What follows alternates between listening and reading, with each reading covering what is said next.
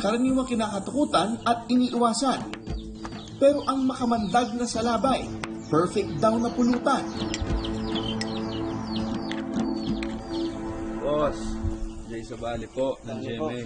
Kuya, balita ako may kakaiba kayong ginagawa. Ano ba yan? Salabay pong kinilaw. Gaano ba kadelikado manghuli ng Delikado ganyan? yan. Kailangan ang hawakan mo lang talaga dyan yung pinakaulo. Oo. Huwag lalapat yung mga daliri sa parang gaway, baga mahabang gaway niya. Oo. Toxin daw yan. Wala, pag hugasan mo muna ng suka. Pagkahugas ng suka, kalamansi naman. Pero ang tindi ng kamandag nito, tila walang panama kay Mang Tony. Masustansya ba ito? Pati. Para bagang halos wala kang pagod pag nagtatrabaho. Pag ganitong kinakain mo. Minabuti ko rin tikman ang pinagmamalaki niyang kinilaw na salabay.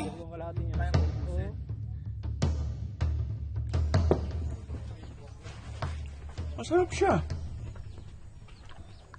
Para sa akin, para siyang gulay na pechay ba yun? Ano yung texture niya? Pero masarap.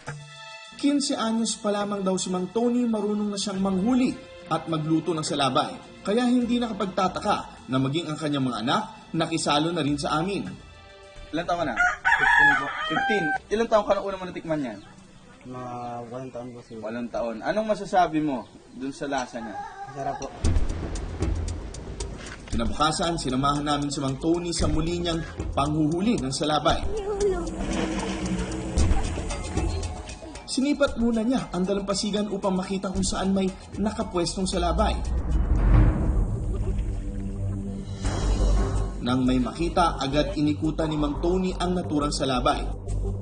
Halos ilang beses nag-ikutan si Mang Tony at ang salabay, parehas na nag-aantay ng tamang pagkakataon para umatake.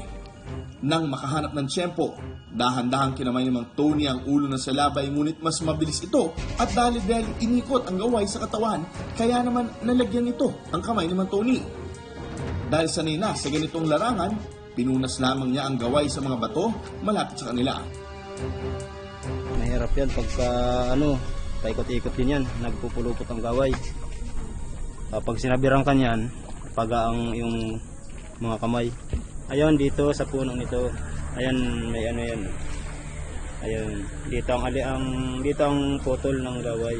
Huwag ka dito at gano'n yan. Ito ang hawak. Ayun. Yan mga may pagitan siya sa katawan. Ayun. Ayun. Wala na. Wala na. Pwede na itong kainin. Muling umikot si Mang Tony para maghanap pa ng salabay. Sa tulong ng mga batang nagtuturo, mas madali niya nakikita ang kanyang mga target. Halos transparent ang kulay ng salabay kaya mahirap talaga itong makita sa tubigan.